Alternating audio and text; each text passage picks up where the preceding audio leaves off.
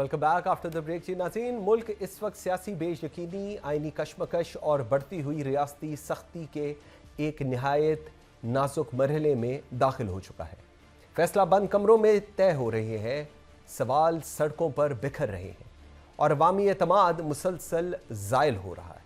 ऐसे माहौल में जमीयत उलमा इस्लाम के सरबराह मौलाना फजल रहमान ने सख्त इंतबाह जारी किया है कि आइन अवामी हकूक़ और सूबाई खुद मुख्तारी को एक मरतबा फिर पसे पुश्त डाला जा रहा है।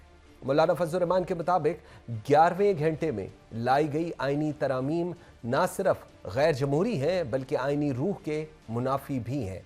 उनका कहना है कि हुकूमत ने तहफ़्फ़ुज़ात के जवाब में महज ज़बानी यकीन दहानियाँ दी, अमली इस्लाहात से गुरेज किया और यही तर्ज़ अमल मुल्क को तसादम और इंतशार की तरफ धकेल रहा है।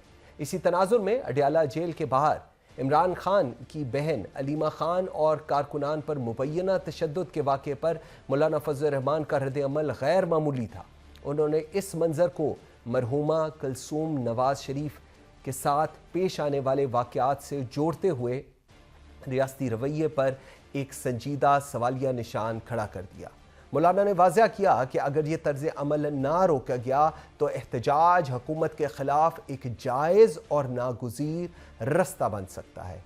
इन्हीं अहम और हसास मामलात पर गुफ्तगू के लिए आई एम वेरी ग्रेटफुल मुझे ज्वाइन किया सेनेटर कामरान मुर्सा ने, JUIFA के सीनियर रहनुमा। कामरान साहब, बहुत शुक्रिया आपके टाइम देने का। फरमाइएगा, मौलाना फजल रहमान का कहना है कि मुल्क तेज़ी से इंतशार और तसादम की तरफ बढ़ रहा है, जबकि मौजूदा माशी और समाजी हालात किसी नए महाज आराई के मुतहम्मिल नहीं। JUIFA इस नाजुक सूरत हाल में किस किस्म का सियासी लाहे अमल इख्तियार करने जा रही है? जी, ऐसा है कि हम मुल्की हालात के रेफरेंस से जब बात करते हैं तो हम इसको अब तक चाहते हैं कि कोई ऐसा रेजिस्टेंस न शो किया जाए जिसमें मुल्क के लिए मजीद मसाइल जन्म ले। कोई हम ऐसी तकलीफ सूरत हाल तक हमें ना पहुंचाया जाए जहाँ पे अल्टीमेटली हमें सड़कों पे आना पड़े। मगर शायद ये बात गवर्नमेंट को समझ में नहीं आ रही और दस्तूरी तरामीम और बाकी जो ना मज़हब से मुतल्लिक मामलात को अपने तौर पे जो है ना उसको डील करना और बग़ैर समझ के डील करना, सियासी तौर पे जो मामलात को हर तरह से अपने नीचे दबा लेना, लोगों के इस हद तक हकूक़ ग़स्ब कर लेना कि किसी को जेल में मुलाकात की इजाज़त नहीं।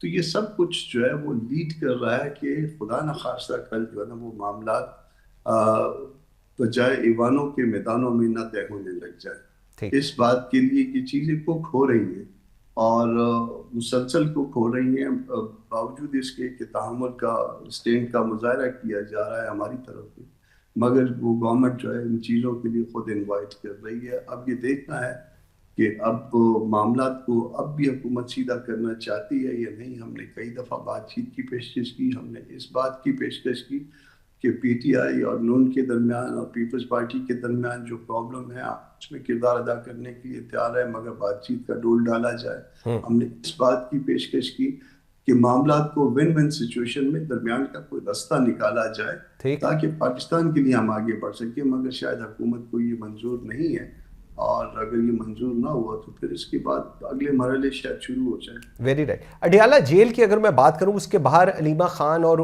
कारकुनान पर मुबैना तशद्दुद को मौलाना फजल रहमान ने मरहूमा कलसूम नवाज के वाक़े से तशबीह दी है।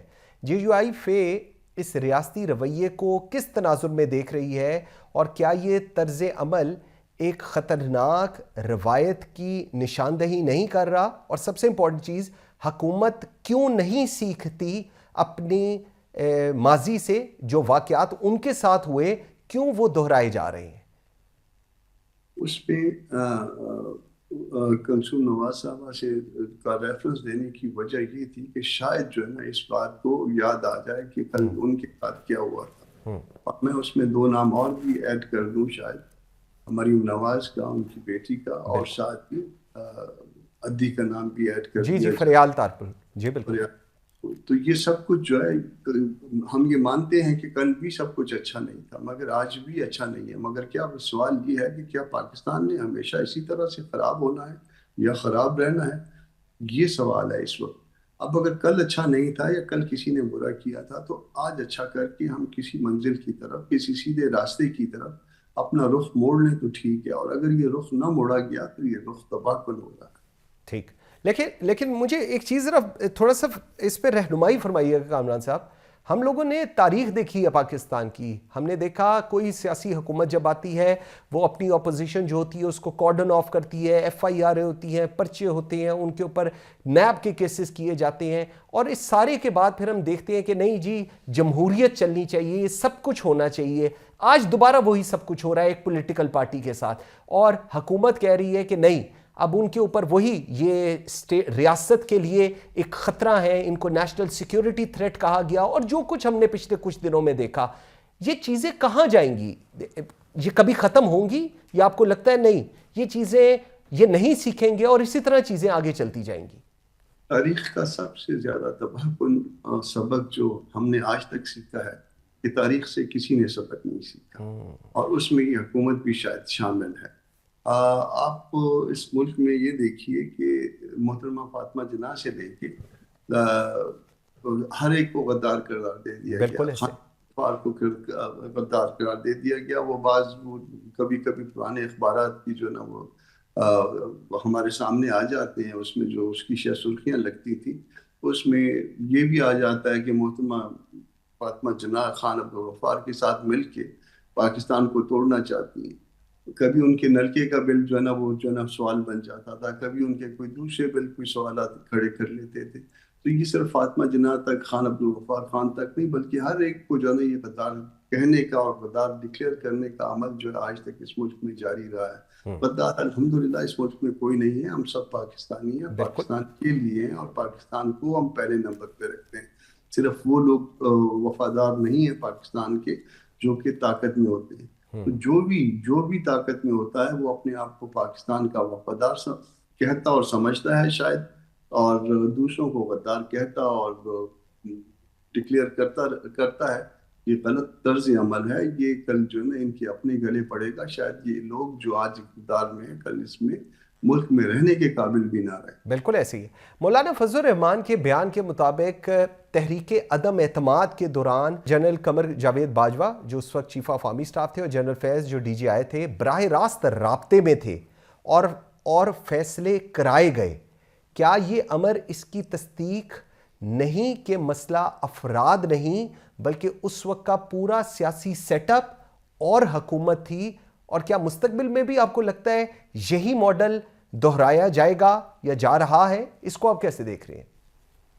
ایسا ہے کہ مجھے اس بیان کے پس منظر کا مکمل طور پہ علم نہیں ہے، مگر اس پاکستان میں جتنے بھی آپ دیکھ لیجیے فیصلے ہوتے ہیں یا فیصلے کیے گئے ہیں، یا کہیں گورنمنٹ ٹاپلز ہوئی ہیں یا کہیں پہ آگے گورنمنٹ بن رہی ہے، تو کچھ ادارے جو ہے، کچھ طاقتور حلقے جو ہے اپنا رول جو ہے وہ کم کرنے کے لیے یا اس کو دستور کے مطابق کرنے کے لیے تیار نہیں ہے۔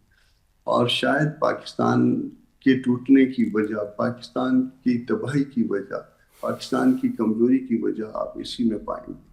آپ کو جس دن اس کو دستور کے مطابق، قانون کے مطابق چلنے کو چھوڑ دیں گے، اس دن معاملات سیدھے ہو جائیں گے اس ملک کے۔